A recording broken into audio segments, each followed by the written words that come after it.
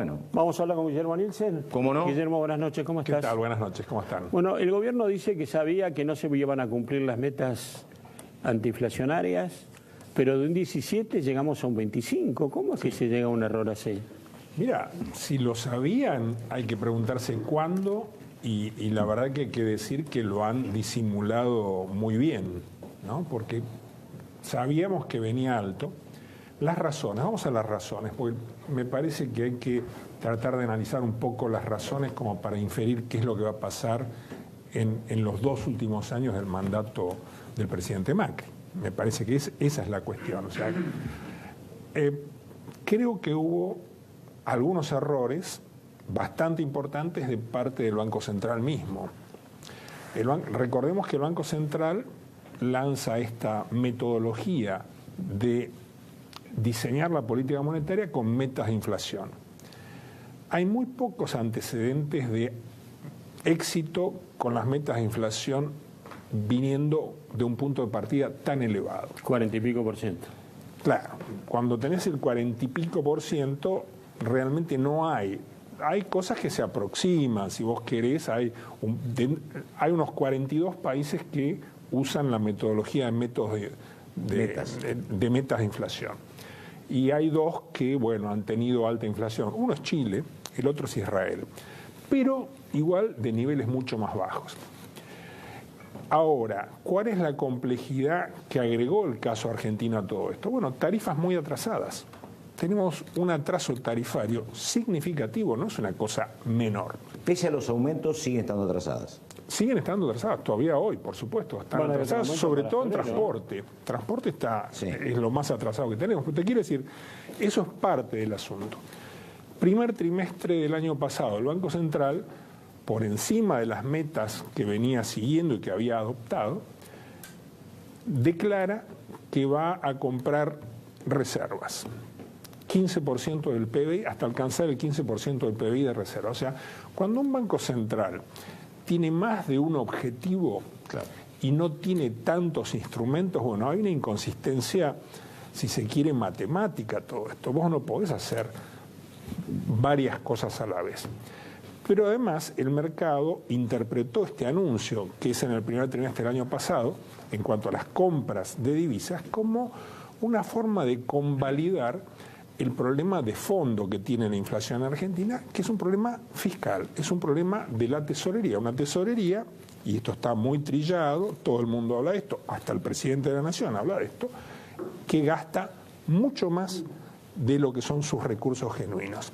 Entonces, tenemos un aumento del endeudamiento muy significativo, los dólares del endeudamiento se vuelcan al mercado, los tiene que comprar el Banco Central, y ahí tenemos el atraso cambiario.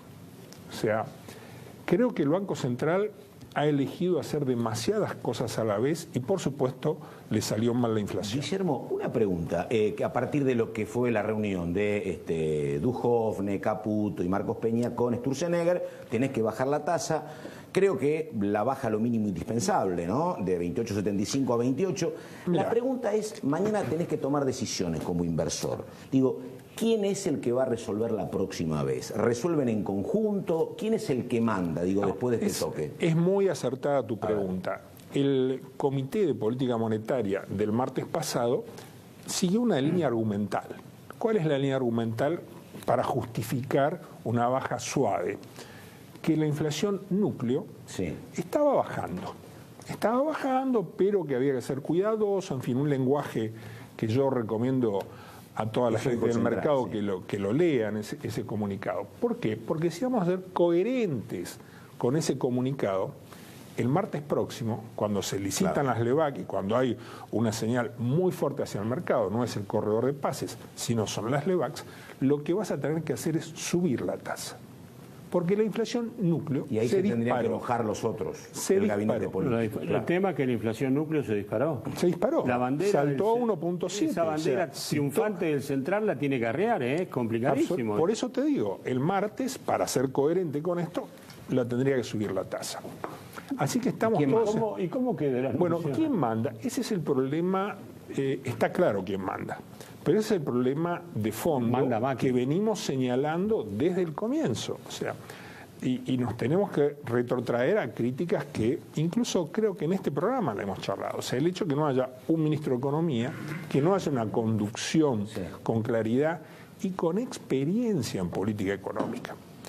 La conferencia de prensa del jueves 28, la verdad que la podrían haber evitado. Bueno, ya fue lamentable en sí misma, digo, si lo hubieran pero evitado, además, sería muy no, bueno. pero por eso, primero, largas una conferencia de prensa que dispara las expectativas inflacionarias, porque ¿cómo se leyó en el mercado? Y acá le enmendaron la plana a Sturzenegger, que ya no venía bien. Una semana de versiones de que Sturzenegger se iba. Se disparó el dólar a 19 pesos con 40 en forma inmediata. Hay un fogonazo inflacionario a partir de esa conferencia que, fíjate vos, se hace en uno de los días pico de demanda por turismo, porque jueves y viernes, cerrando el año, todo el mundo compra los dólares para irse, ¿no es cierto? Entonces, y además, más importante, las empresas que tienen balances bimonetarios los están cerrando y les armaste un lío también muy grande. Digo, ahí también quedó planteada en esa conferencia, yo tengo que decir un gesto voluntarista a mi gusto, de Duhovne diciendo el año que viene la pauta inflacionaria es el 15%, ya nos jugamos a la franja, 15%. ¿Cuánto duró eso? Mira, yo para empezar te digo, yo no soy partidario de las metas de inflación. Creo que un país como la Argentina, donde todo te está haciendo ruido simultáneamente, donde tenés que recuperar rezagos tarifarios tan importantes, vos tendrías que haber trabajado de entrada con metas cuantitativas de agregados monetarios. ¿Para qué salís a hablar de que va a ser el 15, de que va a ser...? No tiene sentido. Bueno, no tiene sentido, pero lo dijeron. Sí. Y ya parece incumplible, digo. ¿No? Seguro, ya te parece incumplible. Te digo, vos con Roberto Frenkel lo conocés, lo respetás, no trabajaron juntos, por eso. Pero mira lo que dice hoy, dice, falta un ministro de Economía, algo que yo lo llamativo, decir, claro. Pero lo dice él, lo dice Frenkel, lo dicen casi todos. Pero lo dijimos desde hace 2 años esto. Todos los que tenemos experiencia de gestión y de hacer política económica, no teoría, no estar con la tiza y el pizarrón, sino hacer política económica, sabés que necesitas un ministro de Economía. Es más, dice, no hay, dice, lo tenés a Sturzenegger de un lado y lo otro, que es la jefatura de gabinete, no tenés un solo economista experto, dice él. Pero no, tenés empresario, lo tenés a Mario Quintana, que aparentemente es el que condujo este proceso. Bueno, ahí hay un problema, pero además no se termina de entender. Vamos al foco y a ver, un minuto nomás, pero para ver los próximos 2 años. El problema central es fiscal. El presidente lo verbaliza. Sí. Pero acá no tenés forma de poner en caja la inflación cuando tenés este desborde fiscal. Si esto no se arregla, no se arregla el endeudamiento, no se arregla el atraso cambiario, ¿entendés? Está todo relacionado. No solo nacional, sino provincial también, hay que bajar todo. Bueno, este va a ser un año de muchas emisiones provinciales. Hay muchas emisiones provinciales en el mercado internacional de bonos que están en proceso. Los sectores muy liberales dicen que lo mismo que vos, pero ¿de dónde se puede reducir el déficit fiscal medianamente rápido? Digo, sin que los costos sociales no se te multipliquen. ¿Hay lugar? Un dato. El fantasma de los costos sociales, no hay mayor costo social que tener esta inflación que tenemos, por favor. Acá esto es un impuesto regresivo, esto le afecta a la gente que no tiene la posibilidad de comprar los dólares o de comprar instrumentos como LEVAC, etcétera, afecta sobre todo a la gente que no tiene capacidad de defenderse. Pero además nos crea un problema a todos. Las paritarias. En esta etapa, en vez del 28 hacer una conferencia de prensa, tendrían que haberse callado la boca y Sturzenegger haber anunciado el 15 de enero que cambiaba a metas de inflación. ¿Por qué? Porque tenían que hacer buenas letras y caminar con mucho cuidado, porque tenés paritarias que te van a definir si la inflación es del 20 o del 24. Guillermo, fue un gusto enorme, te agradezco que hayas venido y buenas vacaciones. Ya va a estar con nosotros Ignacio Zuleta, él es periodista, analista del diario Clarín. Vamos a preguntarle, bueno, ¿qué panorama se encuentra Macri, ¿no? Ahora que llega. Yo creo que